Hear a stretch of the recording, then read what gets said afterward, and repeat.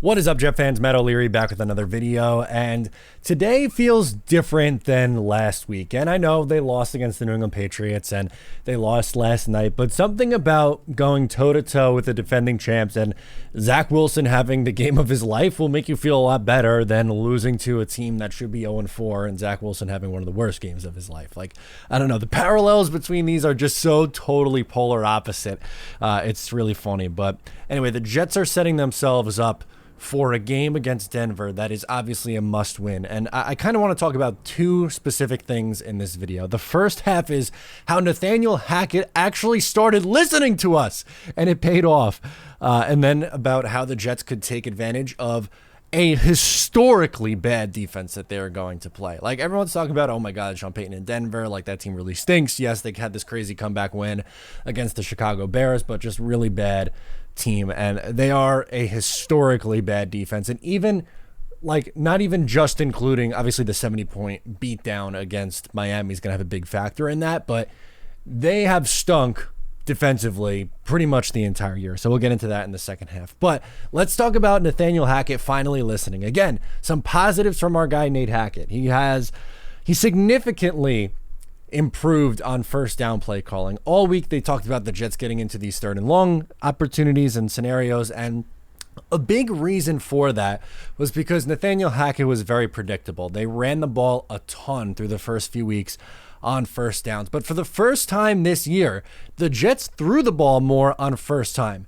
I counted 16 passes on first downs versus 11 runs on first downs. It's split. It's not like you're going like 25-5, but 16-11, you lean a little bit more towards on the pass. It's like, hey, welcome to a freaking 2023 NFL offense. And they took the training wheels off, and it worked this past week. And I think that's what you have to do kind of going forward. I'm not saying necessarily you have to throw the ball 38 times to Zach Wilson every single week. I don't think that's necessarily the recipe, but that's how the game dictated. And if your quarterback's in a rhythm, keep them in that rhythm. And again, they were way too run heavy in the first few weeks of the year, and that changed, at least on early downs, right? Like, we know there were certain points, especially in the Dallas game, but that had a lot to do with them not possessing the ball a whole lot. But they were very, like, it was obvious. It was run on first down, run on second down, pass on third down. Run on first down, run on second down, pass on third down, punt. And that was the recipe on the 3 and outs against the New England Patriots. But they changed that. That was a great first step for Nathaniel Hackett. And how about some personnel? We had major issues with the personnel, but Xavier Gipson gets on the field, 11 snaps. This is what I'm talking about. I'm not saying he's got to be, feature guy in the offense and have 6 catches every week, but 2 runs and a catch, 11 snaps, better. And again, like, I know, I get it in the comments, like, oh, they can't even get the ball to Garrett Wilson. What do you mean get these guys on the field a little bit more? Like, it shouldn't be that complicated. It seems obvious to me why you'd want someone with that kind of speed on the field. Now, Mecole Hardman, only 6 plays, which did go up a little bit, but that's still not enough. Eventually, they have to get him going. I don't know what the deal is with Mecole Hardman and why he isn't being played more, but something to keep an eye on there. Jeremy Ruckert, finally, 2 catches, 25 snaps, 42% of the snaps. He played more snaps than CJ Uzomah. He was officially tight end 2 this week. I know Uzomah had the touchdown, but Ruckert had the really nice back shoulder catch, had another catch earlier in the game. Like, this is what we were asking for. This is why we want him on the field. He's a talented young kid. He can play. We know that he can play, and I'm glad they finally listened and get him on the field.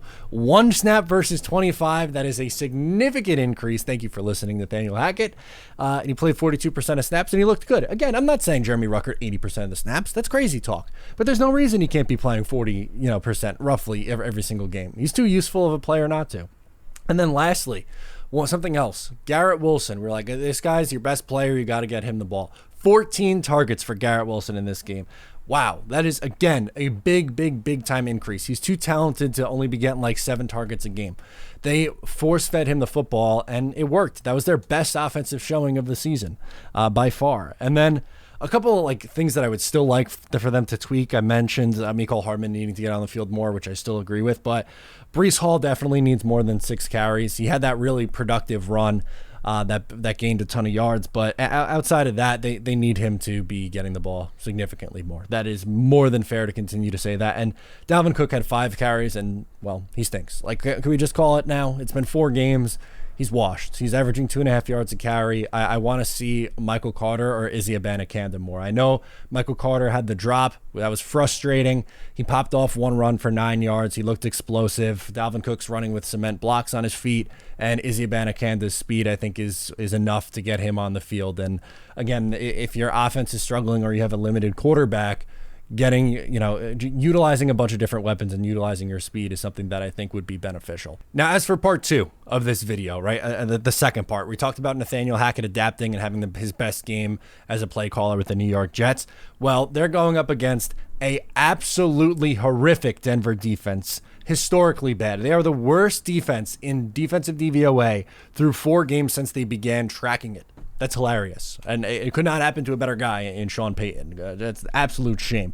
But even again, we know they put up they gave up a ton of points against the Miami Dolphins. So maybe it's skewed a little bit, but in their 4 games they played this year, 17 points to the Raiders, who can't do a damn thing on offense, but that was their best performance. 17, 35, 70, and 28 points allowed in their first 4 games. And here's how the quarterbacks have done against the Denver Broncos in those 4 games. Jimmy G, 20 of 26, which is a 76.9 completion percentage, 200 passing yards, 2 touchdowns, and a pick, 107.9 rating. So still, quarterback rating over 100, extremely proficient day. It's not like he was throwing a ton, but 20 of 26, completing more than 75% of his passes, going over 200 yards on only 26 passing attempts. Like, that is a pretty solid and productive, it's an efficient day. There we go. It's not like it was an efficient performance for 26 passing attempts. As for Sam Howell, balled out, 27 of 39, 69.2 completion percentage, 299 yards, 2 touchdowns, no picks, a 108.8 passer rating. And again, that was a 35-point performance from the Washington Commanders on offense. And we know Washington's hung tough so far this year. They played teams, pretty tight, just the Eagles this past week. They, hung in there, and you got to give a ton of credit to Sam Howell for going toe-to-toe with Jalen Hurts and the best team arguably in the NFC. And but even so, like, Sam Howell was having a stellar and elite level performance against this defense. Tua, another efficient performance. He ended up getting pulled, but 23 of 26, not pulled because he was bad, pulled because they were blowing him out.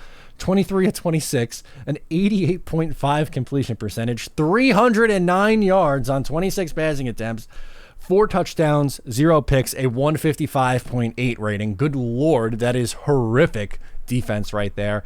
And then this past week against Justin Fields. Say what you want about Justin Fields. He has struggled as a passer. The only times where he has shown success in the NFL was as a rusher. He's really struggled to get it going. 28 of 35, 80% completion percentage, 335 yards, 4 touchdowns, a pick, a 132.7 rating. So you're looking at quarterback ratings of 107.9, 108.8, 155.8, and 132.7. Zach Wilson coming off legitimately, again, not hyperbole, legitimately his best performance in his NFL career.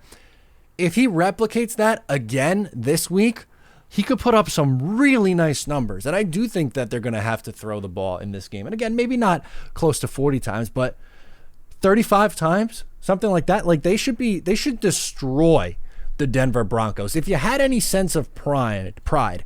And last year they went in there and they beat him, and we know it was the backup quarterback, and Zach played like, I don't know, what was it, like a C overall grade for Zach Wilson in that game. He wasn't great. He kind of struggled, but didn't turn the ball over. The Jets ran and won a low-scoring game. I believe it was 16-9 off the top of my head. But moral of the story, they won the game.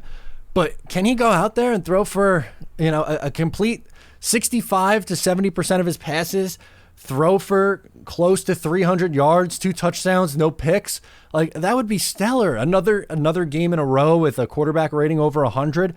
I mean, this defense has allowed through 4 games 12 passing touch. Well, that's only counting that. If you want to add the Mike White touchdown as well, it's really 13 passing touchdowns to just 2 interceptions.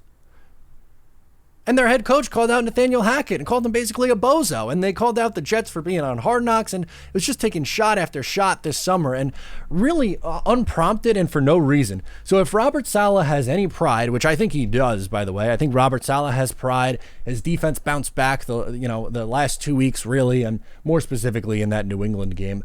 But after a tough first quarter against the Chiefs, they settled down and only allowed 6 points in the other 3 quarters of the game. 3 points in the second half of that game against the Kansas City Chiefs. I think they'll play with the defense will play with some pride for sure. But on offense, like if there was ever a time for Nathaniel Hackett to just be in his bag and go absolutely nuts on a team, now is the opportunity. I want to see the Jets destroy the Denver Broncos. Not only do I want to see them win, like I guess at the end of the day, if they won 10-3, I'd be like, oh, I'd be happy. Okay, good, you kept your season afloat.